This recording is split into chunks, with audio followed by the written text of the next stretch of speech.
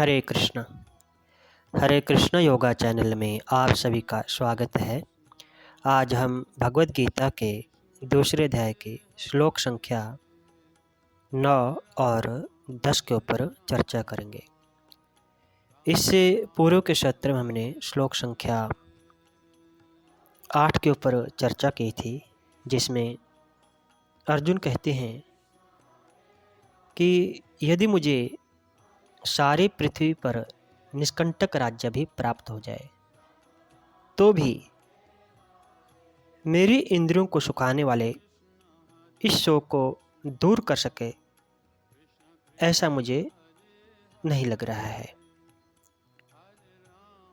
पृथ्वी के राज्य की बात तो क्या, स्वर्ग के आधिपत्य से भी मेरा यह शोक दूर नहीं हो सकता है।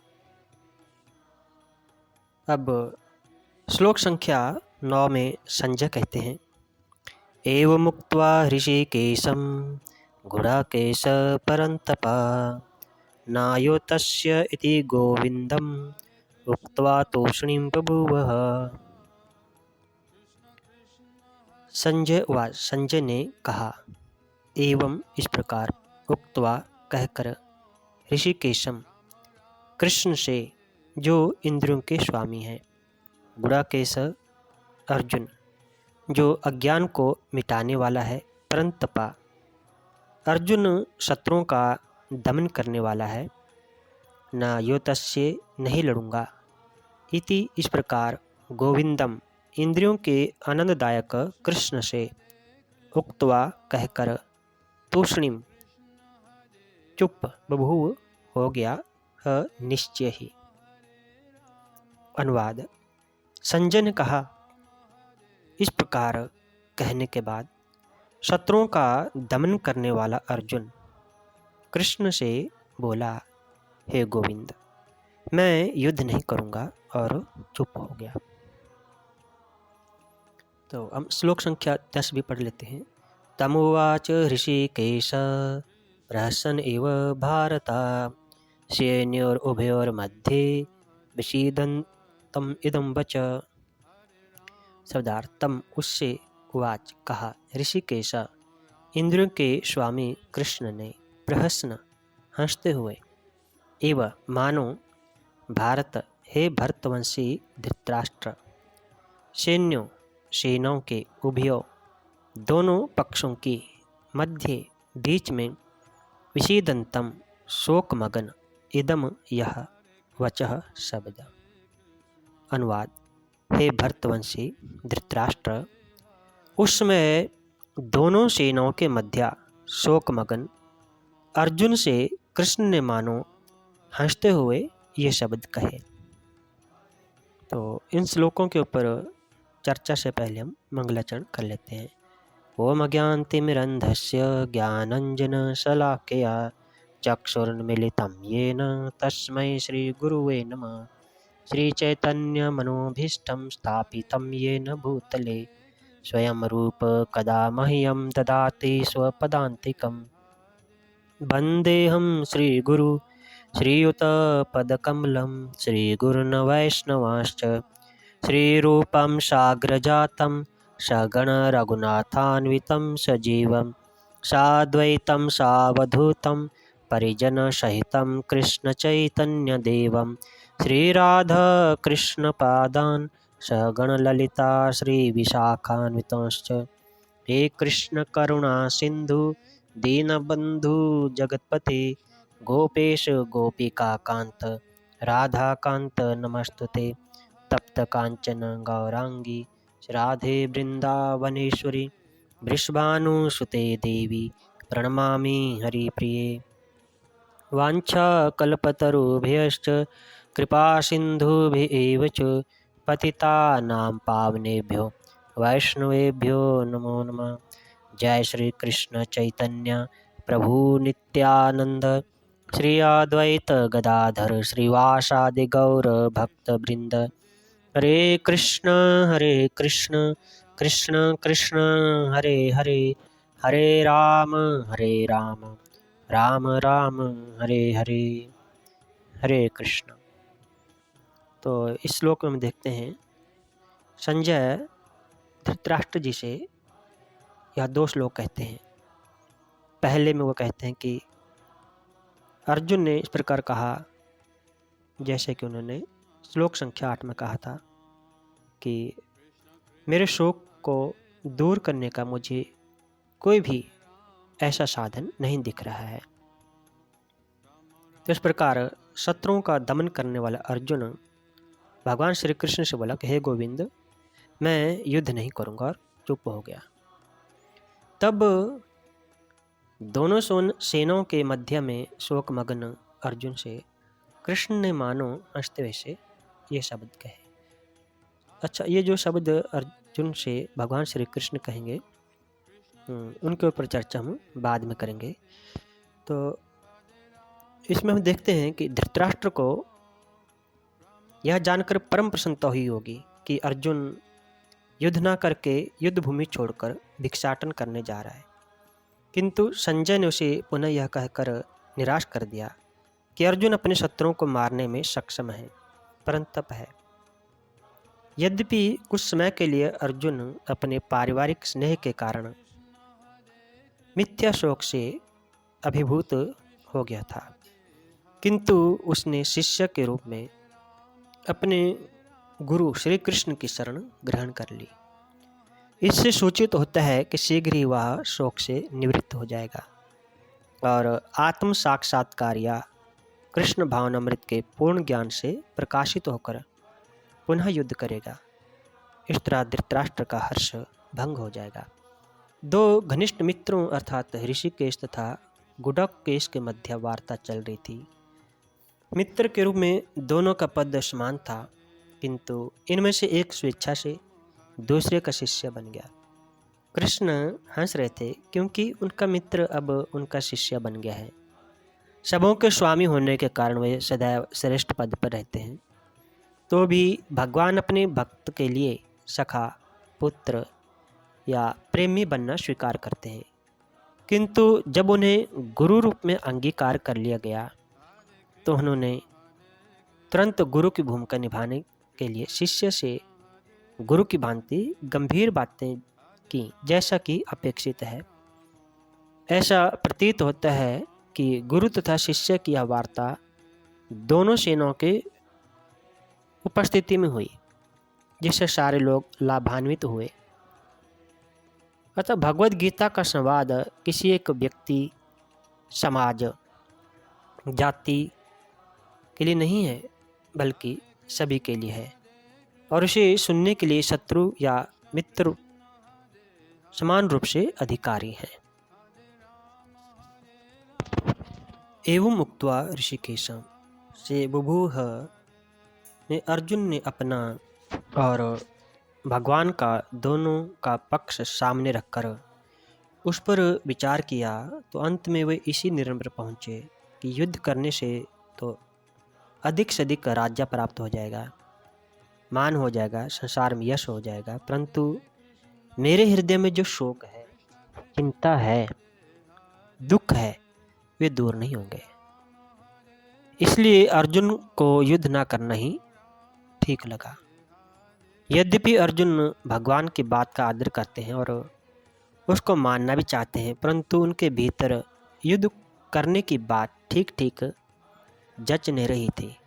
इसलिए अर्जुन अपने भीतर जंची हुई बात को यहाँ स्पष्ट रूप से साफ साफ कह देते हैं कि मैं युद्ध नहीं करूँगा। इस प्रकार जब अपनी बात, अपना निर्णय भगवान से साफ साफ कह दिया, तब भगवान से कहने के लिए और कोई बात बाकी नहीं रही। इस प्रकार वे चुप हो गए।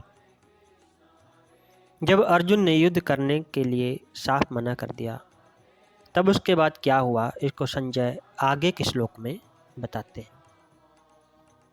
तो यह श्लोक संख्या 10 में बोलते हैं कि भगवान ने अर्जुन से हंसते हुए शब्द तमोवाच ऋषिकेश विषीदंतम इदम वचा।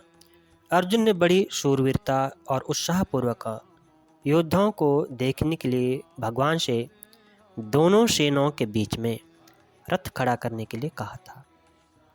अब वहीं पर अर्थात दोनों सेनाओं के बीच में अर्जुन विषाद मग्न हो गए। वास्तव में होना यह चाहिए था कि वे जिस उद्देश्य से आए थे उस उद्देश्य के अनुसार युद्ध के लिए खड़े हो जाना चाहिए, परंतु उस उद्देश्य को छोड़कर अर्जुन चिंता शोक में फंस गए। अतः अब दोनों सेनाओं के बीच में ही भगवान शोकमग्न अर्जुन को उपदेश देना आरंभ करते हैं। प्रहसन एवं विशेष रूप से हंसते हुए की तरह का तात्पर्य यह है कि अर्जुन के भाव बदलने को देखकर, अर्थात पहले अर्जुन युद्ध करना चाहता था, अब विषाद में बदल गया। इसको देखकर भगवान को हंसी आ गई। दूसरी बात, अर्जुन पहले दूसरे अध्याय के 700 श्लोक में कहते हैं कि मैं आपकी शरण में हूँ, आप मुझे शिक्षा दीजिए, मैं युद्ध करूँ या ना करूँ, या मुझे क्या करना चाहिए, इसकी शिक्षा दीजिए। परंतु यहाँ मेरे कुछ बोले भी नहीं, अपनी तरफ से ही अर्जुन ने निश्चय कर लिया कि मैं अब युद्ध नहीं करूँगा। यह देखकर भगवान को हंसी आ गई कि शरणागत होने पर मैं क्या करूं और क्या नहीं करूं आदि कुछ भी सोचने का अधिकार नहीं रहता है। उसको तो इतना ही अधिकार रहता है कि शरण्य जो काम कहता है वही करे। अर्जुन भगवान के शरण होने के बाद मैं युद्ध नहीं करूंगा ऐसा कहकर एक तरह से शरणागत होने से हट गए। इस बात को लेकर भगवान को हंसी आ गई। एवं का तात्पर्य है कि जोर से हंसी आने पर भी भगवान मुस्कुराते हुए बोले। जब अर्जुन ने यह कह दिया कि मैं युद्ध नहीं करूंगा, तब भगवान को यही कह देना चाहिए था कि जैसी तुम्हारी मर्जी, यथेच्छसि तथा कुरु। परंतु भगवान ने यही समझा कि मनुष्य जब चिंता शोक से विकल हो जाता है तब वह अपने कर्तव्य का निर्णय नहीं कर पाता और जो कुछ भी है वह बोल देता है। यही दशा अर्जुन की हो रही है। अतः भगवान के हृदय में अर्जुन के प्रति अत्यधिक स्नेह होने के कारण कृपालुता उमड़ आई। कारण कि भगवान साधक के वचनों की तरफ ध्यान न देकर उसके भाव की तरफ देख रहे हैं। इसलिए भगवान अर्जुन के युद्ध नहीं करूंगा इस वचन की तरफ ध्यान नहीं देकर उपदेश आरंभ कर देते हैं। जो वचन मात्र से भी भगवान के शरण हो जाता है, भगवान उसको स्वीकार कर लेते हैं। भगवान के हृदय में प्राणियों के प्रति कितनी दयालुता है। ऋषिकेश कहने का तात्पर्य कि भगवान अंतर्यामी हैं, अर्थात प्राणियों के भीतरी भावों को जानने वाले हैं। भगवान अर्जुन के भीतरी भावों को जानते हैं कि अभी तो पारिवारिक मोह के कारण और राज्य मिलने से अपना शोक मिटता न देखने के कारण अर्जुन ये कह रहे हैं कि मैं युद्ध नहीं करूंगा, परंतु इसको स्वयं ज्ञान होगा तब यह बात ठहरेगी नहीं और मैं जैसा कहूँगा वैसा ही करेगा। इदं वचा उवाच में पदों में केवल उवाच कहने से ही काम चल सकता था, क्योंकि उवाच के अंतर्गत ही वचः पद का अर्थ आ जाता है। अतः वचः पद देना पुनरुक्ति दोष दिखता है, परंतु वास्तव में यह पुनरुक्ति दोष नहीं है, प्रत्युत इसमें एक विशेष भाव भरा है। अभी आगे के श्लोक से भगवान जिस रहस्यमय ज्ञान को प्रकट करके उसे सरलता से सुबोध भाषा में समझाते हुए बोलेंगे, उसकी तरफ लक्ष्य करके यह वचः पद दिया गया है। तो इस प्रकार युद्ध के मैदान रूपी अनुचित स्थान में स्नेह और करुणा के कारण युद्ध रूपी शास्त्रोचित धर्म के विषय में अधर्म की बुद्धि से घबराए हुए शरणागत पृथापुत्र अर्जुन को निमित्त बनाकर भगवद गीता शास्त्र का अवतरण किया गया है। शासन करने से गीता को शास्त्र कहा जाता है। इसमें 3 षटक हैं। पहले षटक में कुरु कर्म करो, फिर योगी भव, योगी बनो, और दूसरे षटक में भजस्व माम, मेरा ही भजन करो, माम नमस्कुरु, मुझको नमस्कार करो। तीसरा षटक में तमेव शरणम गच्छ, तुम उसी ईश्वर के शरण में जाओ, शरणम ब्रजः, शरण में आ जाओ। इस प्रकार शासन किया गया है, इससे गीता को शास्त्र कहा जाता है। अर्जुन को युद्ध के लिए प्रस्तुत दोनों सेनाओं के बीच में अकस्मात निश्चेष्ट देखकर परम भगवान श्री कृष्ण हंसते हुए से कहते हैं, अर्थात परिहास वचन कहते हैं, उन्होंने आत्मा और परमात्मा के यथार्थ स्वरूप का तथा उसकी प्राप्ति के उपाय रूप कर्म योग, ज्ञान योग और भक्ति योग का बोध कराने वाले प्रसंग को कहा। धर्मभूमि कुरुक्षेत्र के एक भाग में कौरव सेना खड़ी है और दूसरे भाग में पांडव सेना।